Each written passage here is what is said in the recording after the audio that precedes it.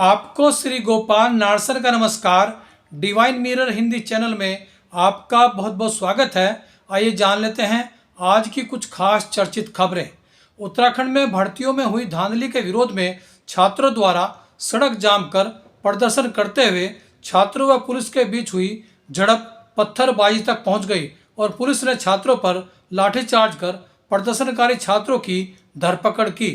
युवा बेरोजगारों ने एक दिन पहले ही देहरादून के गांधी पार्क में सरकारी भर्तियों में धांधली को लेकर सत्याग्रह शुरू किया था, परंतु पुलिस ने रात में छात्रों को जबरन वहां से उठा दिया था, जिससे गुस्साए छात्रों ने आज सड़कों पर उतरकर प्रदर्शन किया। कांग्रेस ने छात्रों पर लाठीचार्ज के विरोध में कल प्रदेशव्यापी सरकार का पुतला दहन करने का निर्णय लिया है। भगवान राम से जुड़े पवित्र ग्रंथ श्री रामचरितमानस के प्रति अशोभनीय टिप्पणी करने पर समाजवादी पार्टी उत्तर प्रदेश के नेता पूर्व मंत्री स्वामी प्रसाद मौर्य के खिलाफ विभिन्न संगठनों द्वारा दर्जनों मुकदमे दर्ज कराए गए हैं। ज्यादातर मुकदमे विश्व हिंदू परिषद की ओर से दर्ज कराए गए हैं, जिससे मौर्य की परेशानी बढ़ सकती है।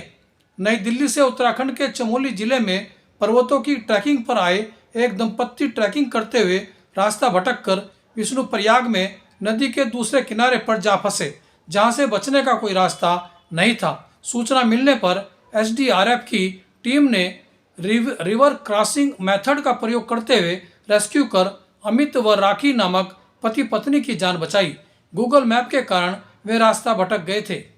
उत्तराखंड विधानसभा अध्यक्ष रितु खंडूरी की मीडिया के साथ बातचीत को आधार माने तो गैरसैंण जल्दी ही उत्तराखंड की स्थायी राजधानी बन सकता है, जिसकी मांग पूर्व मुख्यमंत्री हरीश रावत, कांग्रेस के प्रदेश अध्यक्ष करण माहरा उठाते रहे हैं। उन्होंने देहरादून को राज्य की शीतकालीन राजधानी बताया और कहा कि इस बार का बजट सत्र गैरसैंण में आयोजित होगा।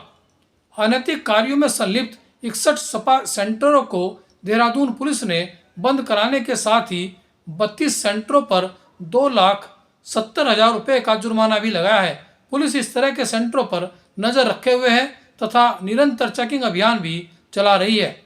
लक्सर के पूर्व भाजपा विधायक संजय गुप्ता, जिन्होंने भाजपा प्रदेश अध्यक्ष रहे मदन कौशिक पर ही पार्टी विरोधी होने का आरोप लगाया था, आज वही संजय गुप्ता हरिद्वार में मदन कौशिक के मोहल्ला खन्ना नगर में आए और भाजपा कार्यकर्ताओं ने उनका स्वागत किया। हालांकि उनकी मदन कौशिक से कोई मुलाकात नहीं हो सकी। देवभूमि में प्राकृतिक सौंदर्य व धार्मिक आस्था के बीच डेस्टिनेशन मैरिज का चलन जहां पर्यटकों को बढ़ावा दे रहा है, वहीं उत्तराखंड के लिए आय का साधन भी बन रहा है। उत्तराखंड के पौड़ी गढ़वाल जिले के मोहन चट्टी में ऐसी एक शादी लोगों के लिए यादगार बन गई। देखिए आप भी इस पर्वतमालाओं के बीच नदी की रेत पर विवाह अनुष्ठान की अद्भुत झलकियां।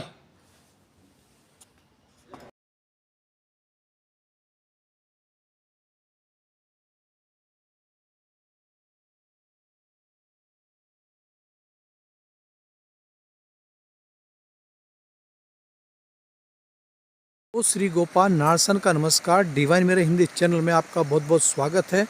आप देख रहे हैं कि हम हैं यहाँ मोहन चट्टी में और सूर्य उदय होने को है और जिस तरह से ये नदी में जल की धारा प्रवाहित हो रही है और चूँकि जल कम है तो वो अपनी अपनी अलग अलग छोटी छोटी धाराओं में बह रहा है और ये बराबर में कुछ रिसोर्ट्स हैं जैसे आप देख रहे हैं और ये इतना रमणीक दृश्य है कि हम अपने आप में सुखद अनुभूति कर रहे हैं। इधर चंद्रमा अस्त हो रहा है और उधर जिधर मैंने पूरब की तरफ दिखाया कि सूर्य उदय हो रहा है।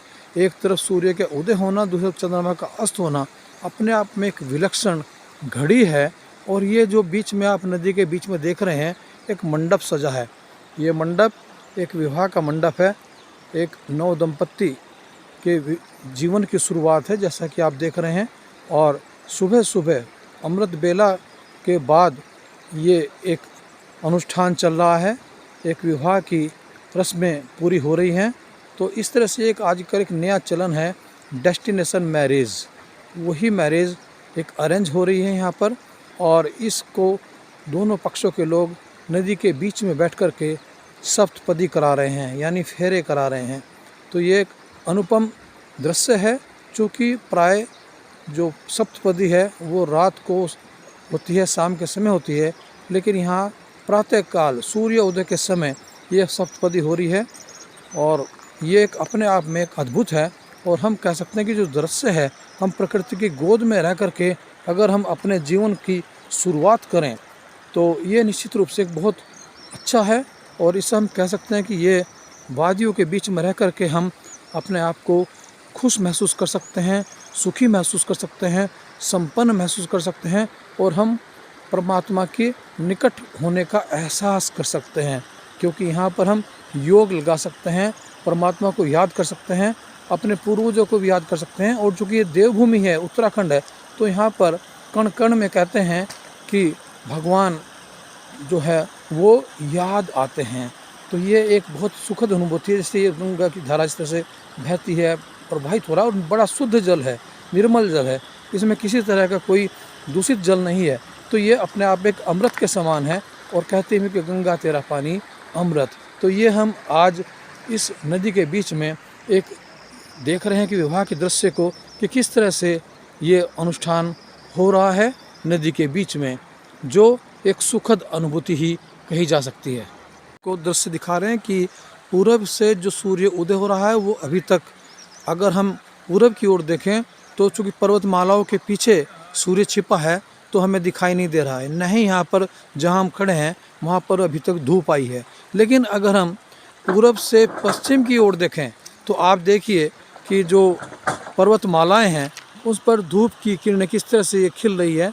तो इधर धूप आपको दिखाई दे रही है, यानी कि पश्चिम में आप जो पर्वतमालाओं पर धूप की जा रही है, धूप खिल रही है। तो हम कह सकते हैं कि चूँकि पर्वतमालाएं हैं और पूरब में अभी तक सूर्य के दर्शन नहीं हुए, लेकिन ऊंची पहाड़ियों पर धूप का एहसास ये करा रहा है कि सूर्य भगवान प्रकट हो चुके हैं और उन्होंने अपनी लालिमा यानी प्रकाश फैलाना शुरू कर दिया है, जो कि हम इस कल कल बहती धारा के बीच में, और बड़ा मनोरम दृश्य है कि हम देख रहे हैं कि इधर पश्चिम की तरफ पर्वतमालाएं जो हैं वो धूप से सजी हैं। लेकिन पूरब में अगर हम देखें, अभी आप देखिए पूरब में अभी धूप नहीं है, जहाँ हम खड़े हैं वहाँ भी धूप नहीं है। तो ये प्रकृति का ही एक रहस्य है, प्रकृति का ही एक अनुपम उपहार है। और प्रकृति के मध्य भिन्न भिन्न रूप में अपनी अनुभूति हम कर सकते हैं प्रकृति के साथ रहकर। आदि पुरुषस्य विष्णुराज्ञः इमां पुण्यात्मने नमः लक्ष्मी स्वरूपां पुण्यात्मने नमः एतत् समय से पाणी ग्रहण पूर्वाक्षः नमः आदित्याद गणपति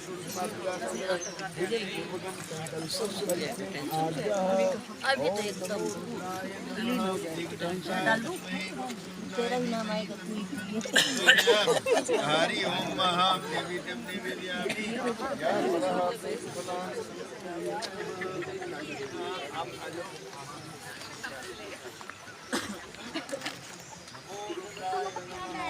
ये लड़कियां मेरे जूते चुरा लेगी। तब बोली ओम आयुष्मती वंदना नामने कन्या अद्य विष्णु रूपाम अर्पित नामने बालकस्य शांडिल्य गोत्रोत्पन्नः एतस्मै मम कन्याम अद्य आयुष्मती वंदना पत्नी वेन सभ्यम संप्रदत्ते। बेटा धन्य हाथ से उठाए कन्या का। आप बोले ओम सुदात कोदात कस्मादात कामो दातः एतत्। आपने कहा कि कोई किसी को कुछ नहीं देता संसार में, पता नहीं कहाँ कहाँ आप भी गए जन्मपत्र लेकर के, डॉक्टर साहब भी गए होंगे, परंतु नैसर्गिक जो ये पहले से ही जो संबंध बना हुआ है बेटा, इसको कोई नहीं रोक सकता। कहा कि कोदात कस्मादात कामदाता परमात्मा का अनन्य एक बना हुआ है, ठीक है ना, कि अर्पित के लिए निर्माण हुआ है। आप समझे, आप पहले से ये है। इसलिए आपने कहा कि मैं विष्णु के रूप में आज आपको आशीर्वाद देता हूँ सबको। आज विष्णु के रूप में आप दे सकते हैं इनको आशीर्वाद। आप समझ रहे हो, मैं आशीर्वाद देता हूँ कि आपने इतना सुंदर दिव्य और आयुष्मती वंदना को एक जो लक्ष्मी स्वरूप में है, ऐश्वर्य का, वैभव का, और सौहार्द का जो प्रतीक है वो आप हमें दे रहे हैं। इसलिए हमारे दोनों परिवारों में समृद्धि वृद्धि हो और जीवन सुखमय हो, आपका भी सुखमय हो, सब स्वस्थ रहें और ऐश्वर्यवान रहें। ये इन मनोकामनाओं के साथ में आपने कन्या का हार ग्रहण किया। गृहाणि ते सौभाग्यस्तम इमं पूजनार्थम सर्वश्रेष्ठो भव।